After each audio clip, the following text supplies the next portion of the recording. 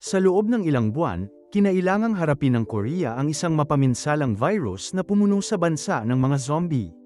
Nagsimula ito ilang buwan na ang nakalilipas. Nagtatrabaho si Jung Hwan sa lokal na zoo bilang isang tagapagsanay ng hayop.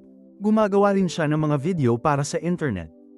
Upang i-promote ang zoo, kamakailan lamang ay tinuturuan niya ang isang tigre kung paano sumayaw, at gumagawa siya ng ilang mga galaw para sa camera. Sa totoo lang, ginagaya ng tigre ang paglalakad ni Jung Hwan ngunit wala nang gaanong ginagawa. Sa bahay, gustong-gusto ni So-ae na gugulin ang kanyang oras sa pagsasayaw. Gusto ni Jung Hwan na hikayatin siya at bigyan ng mga tip. Ngunit ayaw ni So-ae na pumasok siya sa kanyang silid. At nilagyan pa siya ng karatula. Nang sinubukan niyang ipakita sa kanya ang kanyang mga galaw, ipinaalala ni So-ae na tumigil na siya sa pagsasayaw at pinalayas siya. Tiningnan ni Jung Hwan ang pasang si Eong-i, na hindi rin siya pinansin at mas gustong manood ng TV. Naantala ang palabas ng clip ng pusa dahil sa isang balita na nagpapakita ng unang zombie na umaatake sa mga sibilyan sa kalye. Kinabukasan, sinurpresa ni Jung Hwan si So-ae ng birthday cake. At agad na sumali ang kanyang inabam sa pagdiriwang sa isang video call. Nagbiro si Jung Hwan tungkol sa hindi pagbibigay kay So-ae ng kanyang regalo, kaya kiniliti niya ito hanggang sasabihin nito kung saan ito mahahanap.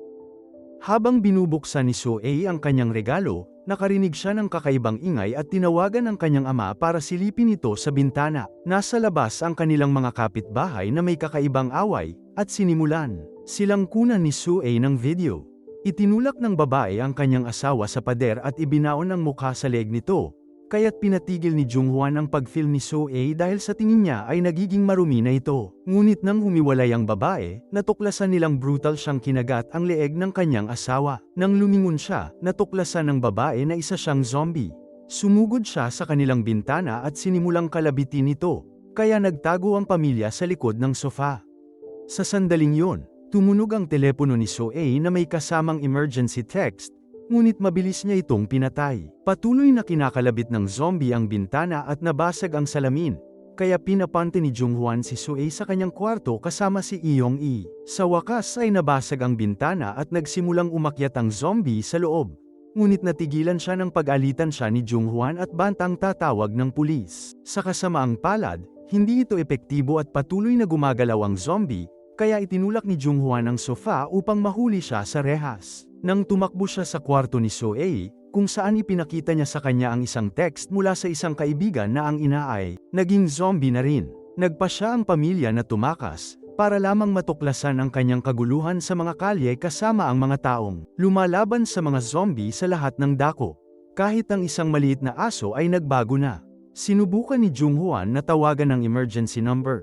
Ngunit hindi gumagana ang mga linya ng telepono at tanging text lang ang natatanggap niya na nagbabala tungkol sa isang impeksyon na kumakalat sa buong bansa. Sa pag-aakalang mas ligtas ang kanayunan, sinabi ni Jung Hwan na dapat silang pumunta sa bahay ni Bamson. Sa sandaling yun, napapaligiran sila ng mga zombie, kaya nagkunwari si So-ae na isa-dalawa at umungol sa puta para pigilan sila. Kinopya siya ni Jung Hwan at pareho nilang ginamit ang kanilang husay sa pagsasayaw para ibaluktot ang kanilang mga paasa. Nakakatawang, parang gawin itong kapanipaniwala. Sa kasamaang palad, napagtanto ng mga zombie na nagsisinungaling sila at sinubukang umatake, kaya nagsimulang tumakbo ang dalawa. Hindi sinasadyang natisod si So-ae at sinubukan siyang kagatin ng isang matandang babae, kaya iniunat ni Jung Hwan ang kanyang braso para protektahan siya. Sa halip, kinagat siya ng zombie at sa kabutihang palad ay mayroon siyang peking ngipin, kaya tinanggal na lang ito ni Jung Hwan sa kanyang braso nang walang impeksyon. Patuloy na tumatakbo ang dalawa ngunit napakaraming zombie sa mga kalye.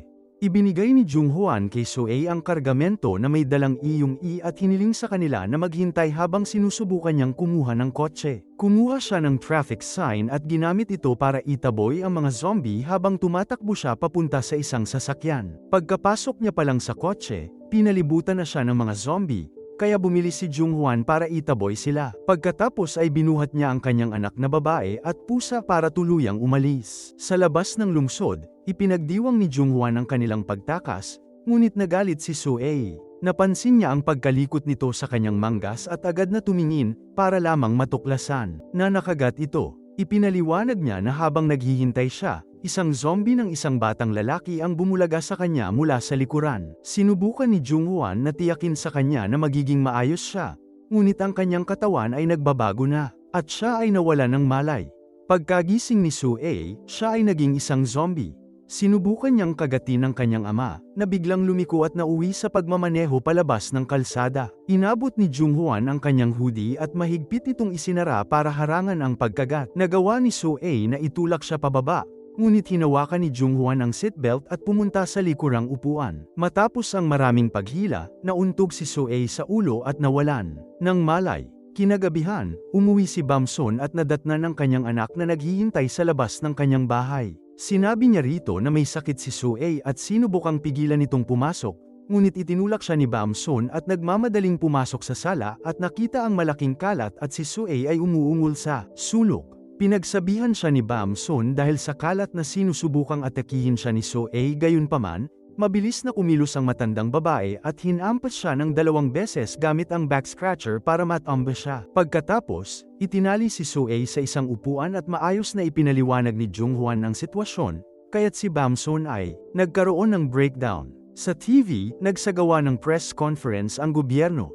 Sinasabi nilang nakikipagtulungan sila sa militar upang pigilan ang virus at hinihiling sa mga mamamayan na iwasan ang pakikipag-ugnayan sa mga zombie.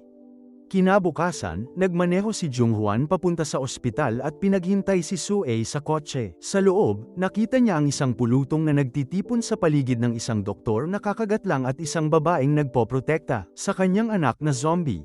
Bigla siyang pumasok at sinabihan siyang lumayo, ngunit dahil iginiit ng babae na maayos ang kanyang anak, kinagat din siya nito. Nagpaputok ang mga sundalo para patayin ang zombie, kaya tumakbo pabalik sa kotse ang isang takot na si Jung-hwan. Habang pinapanood niya ang pagdating ng iba pang mga sundalo, nagpasya siyang ilihim si Soo-ae. Pag-uwi nila, kinuha ni Jung-hwan ang telepono mula kay Bamson para pigilan siyang magsabi sa kanyang mga kaibigan tungkol kay Soo-ae. Hiniling din niya sa kanya na itago ang sikreto habang nasa TV. Inanunsyo nila na ang pagtatago ng mga zombie ay isang kriminal na pagkakasala. Tumanggi si Jung-hwan na hayaan ang mga pulis na barilin si Soo-ae hanggang mamatay at sinabing mas gugustuhin niyang gawin ito mismo. Pagkatapos maghukay ng butas sa hardin, itinaas ni Jung-hwan ang kanyang pala upang hampasin ang kanyang anak na babae. Gayunpaman, naisip niya ang lahat ng kanilang mga sandali na magkasama at sa huli ay nagkaroon siya ng breakdown. Niyakap pa niya ito habang iniiwasan ang kanyang bibig.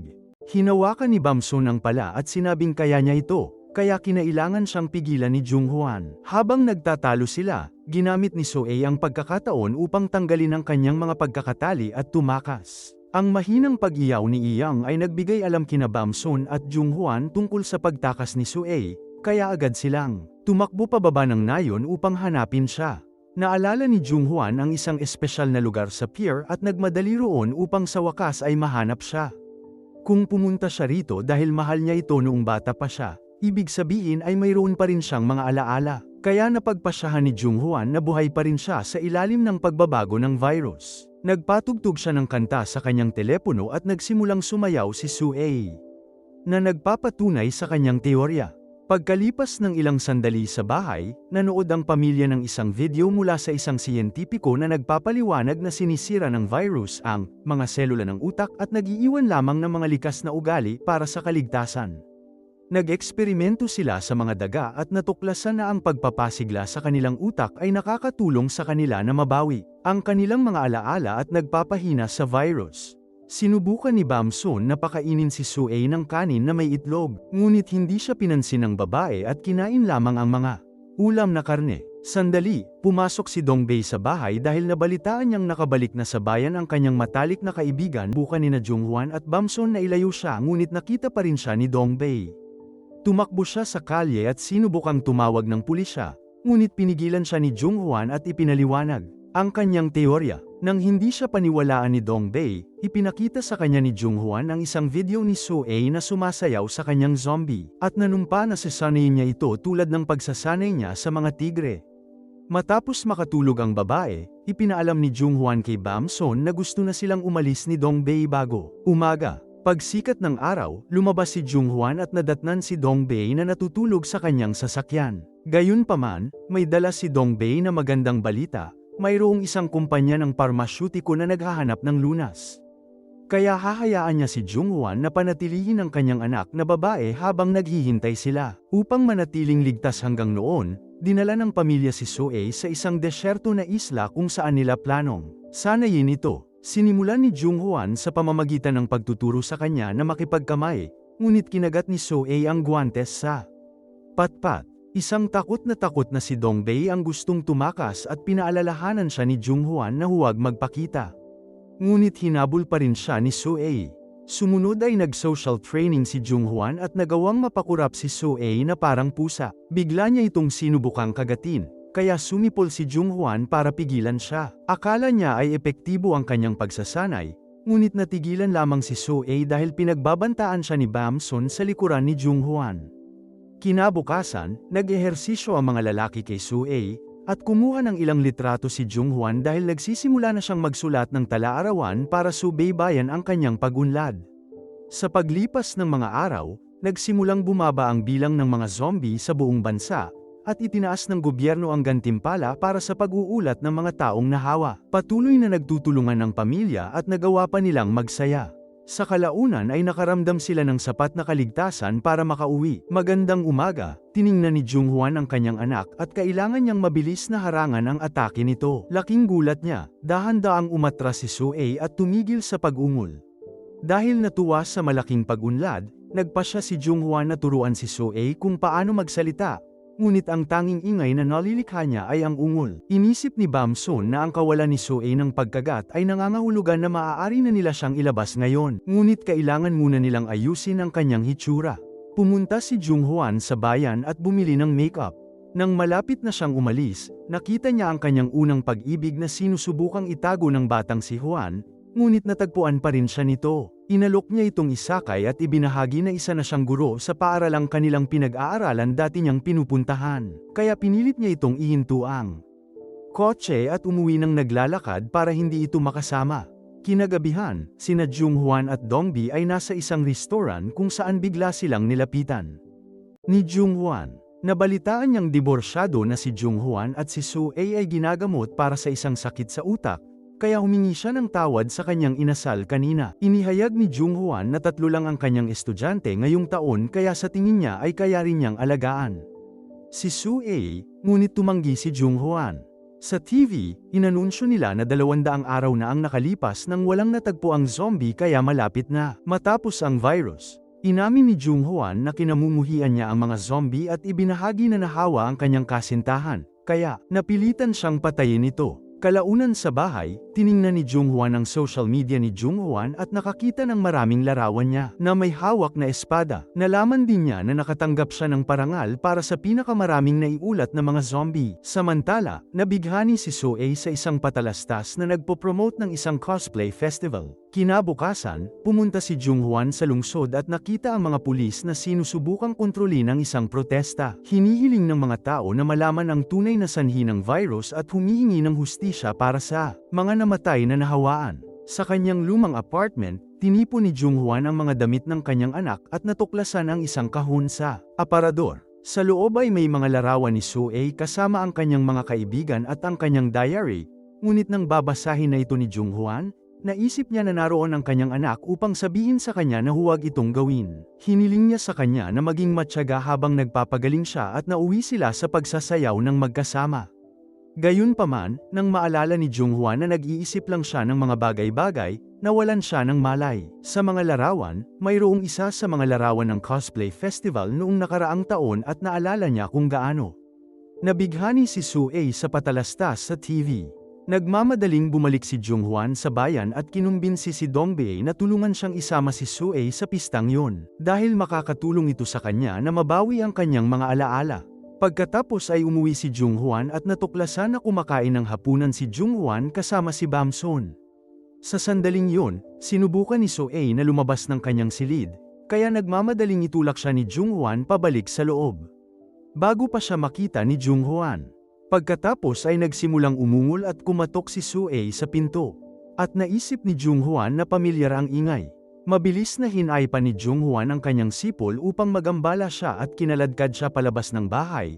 Mariing sinasabihan siyang huwag nang bumalik kinabukasan, nilagyan ni Bamson ng makeup si Sue upang ihanda siya para sa pista. Dumating si Bamson na nakadamit bilang Thor dahil ang pagsuot ng costume ay may mga diskwento sa pista. Pagkatapos ay ipinakita sa kanila ni Bamson ang huling resulta at nagulat ang mga lalaki sa kung gaano kaganda si Sue. Itsura. Habang dinadala ng mga lalaki si Sue sa pista, dumalo si Bamson sa isang pulong ng bayan kung saan inanunsyo ng pinuno na nakatanggap sila ng parangal dahil sa pagiging walang zombie. Nailuwa ni Bamson ang kanyang inumin sa gulat at naghinala si Jung Hwan. Tinanong ng pinuno si Bamson kung bakit hindi pumapasok sa paaralan ang kanyang apo at sinubukan ni Bamson na ipaliwanag na may sakit si Sue. Ngunit sinabi ng pinuno na ito ay isang masamang dahilan at sumang-ayon si Jung Hwan. Isang kinakabahang Bamson ang nagsabing si Sue ay tinuturuan sa bahay at sinubukang umalis sa pulong.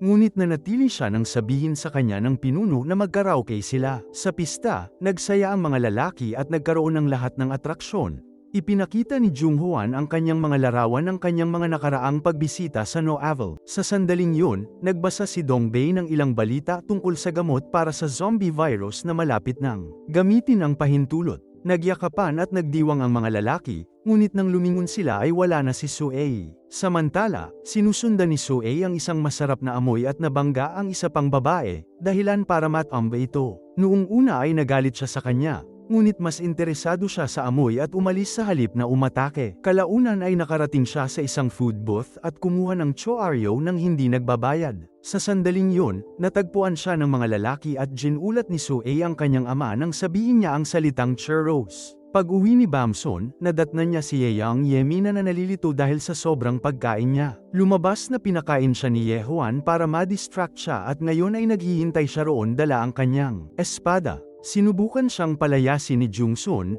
ngunit inilabas ni Ye Hwan ang progress diary na may mga larawan ng zombie ni Sue. Gustong malaman ni Ye Hwan kung alam ito ng ina ni Sue at sinabi ni Bamson sa kanya na patay na ang kanyang anak. Ngayon, naguguluhan si Ye Hwan dahil magkapatid ang mga magulang ni Sue. Ngunit hindi niya pinansin ang isyu at tumawag ng pulis. Kinuha ni Bamson ang telepono mula sa kanya at ipinaliwanag na hindi si Jung Hwan ang biolohikal na ama ni Sue. Noong gabi ng kaarawan ni Jung Hwan, hinayla siya ni Dongbei sa isang bar upang magdiwang at si Sue ay naiwan mag-isa sa bahay. Pagkatapos ng party, tinawagan niya ang kanyang kapatid na babae upang tiyaking maayos ang lahat, ngunit galit na galit ito. Sa sobrang pagkalito niya sa tawag na ito, nang tumawid siya ng kalye, nasagasaan siya ng kotse at agad na namatay. Simula noon, si Jung Hwan na ang inalagaan ni Sue, na piniling tawagin itong tatay noong sanggol pa lamang ito. Sa sandaling yon, bumalik si Sue at ang mga lalaki. Agad na kinuha ni Jung Hwan ang kanyang espada at umatake, kaya pinrotektahan ni Jung Hwan ang kanyang anak at tinamaan siya ng espada sa likod. Nagalit si Sue kay Jung Hwan at sinubukang atakihin ito, ngunit pinigilan siya ni Jung Hwan. Nagulat si Jung Hwan nang makitang sumusunod ang zombie nito sa utos, ngunit ayaw niyang maniwala na totoo ito dahil ibig sabihin nito. Umatake siyang muli gamit ang kanyang espada, at natamba si Dongbei bago siya hinaranggan nina Jung Hwan at Bamson. Pagkatapos ay pinatahimik ni Bamson ang lahat sa pamamagitan ng pagbubunyag ng isa pang problema. Gusto ng pinuno na si Sue ay pumasok sa paaralan bukas, kung hindi ay darating ang school board para hilahin palabas siya. Sa tingin ni Jung Hwan ay masamang ideya ito, ngunit itinuro ni Jung Hwan na kung maayos ang kalagayan ni Sue gaya ng sabi niya, hindi dapat maging problema ang paaralan. Kung hindi nila siya papasukin sa paaralan, tatawag si Jung Hwan ng pulis. Kinabukasan, pumasok si Sue sa paaralan na maraming makeup. Ikinwento ni Jung Hwan sa ibang mga estudyante na naaksidente si Sue at hindi makapagsalita ng maayos bilang pantakip. Nang dumating si Jung Hwan na may dalang pagkain para sa kanyang anak na babae, lumabas si Jung Hwan ng silid-aralan upang salubungin siya. Sinamantala ng dalawang estudyante ang pagkakataong guluhin si Sue dahil sa paglalagay ng makeup at hawakan ang kanyang mukha. Para lamang sumigaw nang ang kanyang mga mata ay tumingin sa magkabilang direksyon. Agad na nagmadali si Jung Hwan para ayusin ito habang nagkukunwaring isa na namang side effect mula sa aksidente. Habang nasa klase sa gym, nakapulot si Sue ng bola pero hindi niya alam kung paano ito ipapasa sa kanyang mga kaklase. Kaya nabitawan niya ito. Habang naglalaro ng basketball, itinutulak lang siya ng ibang mga babae sa lupa para makaiwas siya. Sa daan, kinakabahan si Jung Hwan sa paligid niya at nataranta nang makita siyang gumagawa ng I think again, habang humihingi ng bola sa nakakatakot na boses. Gayunpaman, imahinasyon niya lamang ito at nang ihagis niya ang bola, tinamaan nito si Sue sa mukha. Pinagmamasdan ni Jung-hwan ang lahat mula sa mga palumpong at agad na lumabas para kunin ang kanyang anak. Sa batika ni Jung-hwan, humingi ng tulong si Jung-hwan dahil deformed na ang mukha ni Sue. Ngayon, minasahe ni Jung-hwan ang mukha ni Sue sa kakaibang paraan, ngunit nagawa niya itong magmukhang normal muli. Sa kasamaang palad, ilang segundo lang ito tumagal at kailangan niyang magsimulang muli. Pagkatapos ay dumating si Jung-hwan para humingi ng tawad at binigyan sila ng isang bag ng mansanas mula sa ibang mga bata na naghihintay sa labas. Tiningnan sila ni Sue at itinaas ang kanyang kamay para kumaway ng alanganin na ikinagulat ni Jung-hwan. Nang gabing yun, pinag-usapan ni Jung-hwan at Jung-hwan ang sitwasyon sa isang restoran. Hindi alam ni Jung-hwan kung aaminin ba niya ang kanyang pagkakamali o patuloy na kamuhian ng mga zombie na siyang dahilan kung bakit medyo nababaliw siya. Sa bahay, nakipaglaro si Bamsun kay Sue, na sa wakas ay tumawa muli. Sa sandaling yun, may kumatok sa pinto at natakot si Bamsun nang makita ang ama ni Sue, na nagpakita sa kanya ng video sa kanyang telepono. Ni-record siya ng babaeng nakabangga kay Sue sa festival at nagrereklamo tungkol sa kanya online. Nang makapasok ang lalaki sa loob, sinimulan siyang atakihin ni Bamsun at Ye-young. Mas malakas ang lalaki kaya sinipa niya na lang ang pusa at tinamba si Bamsun. Pagkatapos ay itinali niya si Sue at dinala ito sa kanyang sasakyan, umaasang babayaran siya ng mga pulis ng maayos para sa kanyang zombie. Sa hintuan ng bus, nakatanggap si Jung-hwan ng tawag mula kay Bamsun na nagsasabi sa kanya ng nangyari kaya agad siyang tumakbo sa kagubatan para mas mabilis na makarating sa kalsada. Bigla siyang nadapa at natamba, kaya dumulas ang kanyang katawan pababa ng burol hanggang sa mapunta ito sa gitna ng kalye. Muntik na siyang masagasaan ng kotse, ngunit huminto ang driver sa tamang oras. Pagkatapos ay sinuntok ni Jung-hwan ang kanyang bayaw at kinaligan si Sue, ngunit ang isa pang lalaki ay tumalon sa kanya at sinaktan siya ng ilang beses. Sinisi ng lalaki si Jung-hwan sa pagkamatay ng kanyang asawa, kaya sa galit na hinarap siya ni Jung-hwan at sinimulang suntukin sa mukha. Ikinwento sa kanya ng kanyang bayaw ang tungkol sa viral video at inalok na hatiin ang pabuya. Sa wakas ay sumugod si Sue at tumalon sa kanyang tunay na ama upang kagatin ang leeg nito. Hinayla siya ni Jung-hwan palayo at nagawang pakalmeyin siya gamit ang ilang salita. Nang tangkaing atakihin sila ng bagong zombie, mabilis na lumaban si Jung-hwan. Pagkatapos, iniuwi ni Jung-hwan si Sue at napansin niyang may lagnat ito. Tinanong ni Bamsun ang tungkol sa kanyang manugang at sinabi lang ni Jung-hwan na hindi na ito babalik. Kalaunan, sinabi ni Jung-hwan kay Dongbi na aalis siya kasama si Sue, kaya gusto niyang magpanggap ang kanyang kaibigan na wala siyang alam para protektahan ang kanyang sarili. Pag-uwi ni Jung-hwan, nagpumilit si Bamsun na sumama. Kahit si Ye-young ay patuloy na tumatalon sa mga kahon dahil gusto rin niyang sumama. Kinabukasan, nakipagkita si Bamsun kay Jung-hwan dahil dapat ay bibigyan niya ito ng sulat mula kay Jung-hwan. Gayunpaman, natigilan siya nang makita niyang may mga truck ng militar na dumating sa kanyang maliit na bayan. Sinubukan niyang tawagan si Jung-hwan para bigyan ito ng babala, ngunit wala ang telepono. Pagkatapos ay binuksan ni Bamsun ang sulat at nalaman na niloko siya ng kanyang anak at naiwan na kay Sue. Pagdating ng mga sundalo sa kanilang bahay, ang pusa na lamang ang kanilang natagpuan. Sa pantalan, inihahanda na ni Jung-hwan ang bangka para umalis patungong isla, ngunit sa kasamaang palad, dumating ang mga sundalo at pinalibutan ang lugar. Nagtago ang dalawa sa loob ng gusali at inanunsyo ni Jung-hwan na lalabas lamang siya kung mangako silang hindi papatayin si Sue. Gayunpaman, sinabi ng mga sundalo na hindi sila nakikipagnegosasyon sa mga kriminal at sinimulang sirain ang pinto. Humingi ng tawad si Jung-hwan kay Sue dahil sa hindi niya pagprotekta sa kanya at hiniling sa kanya na kagatin siya para sila ay magsama magpakailanman. Tumanggi si Sue, kaya niyakap siya ng umiiyak na si Jung-hwan at muling nagtanong hanggang sa kagatin niya ang leg nito. Biglang nagpaputok ang mga sundalo, kaya nagsilbing kalasag si Jung-hwan at nabaril.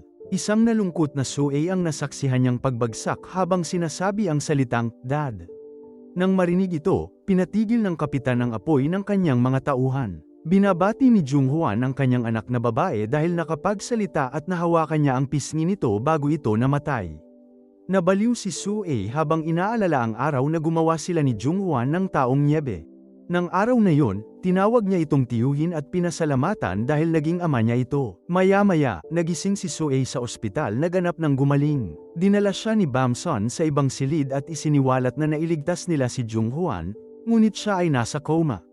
May natagpo ang neutralizing antibodies sa kanyang dugo at ginagamit na ngayon para sa lunas, kaya lumalabas ang kanyang mukha sa balita sa buong mundo. Nagteorya ang mga doktor na nagkaroon siya ng immunity habang sinasanay si Soo-ae at ang kanyang dugo ang nagpagaling sa kanya. Binasa ni Soo-ae ang progress diary at nalungkot nang mapagtanto niya kung gaano kalaki ang nagawa niya para sa kanya. Pagkalipas ng ilang araw, sumali si Soo-ae sa kompetisyon sa sayaw. Itinala ito ni Bam-sun at tinugtog ito ni Jung-hwan para kay Jung-hwan sa ospital. Dahil dito, nagsimulang manginig ang kanyang daliri.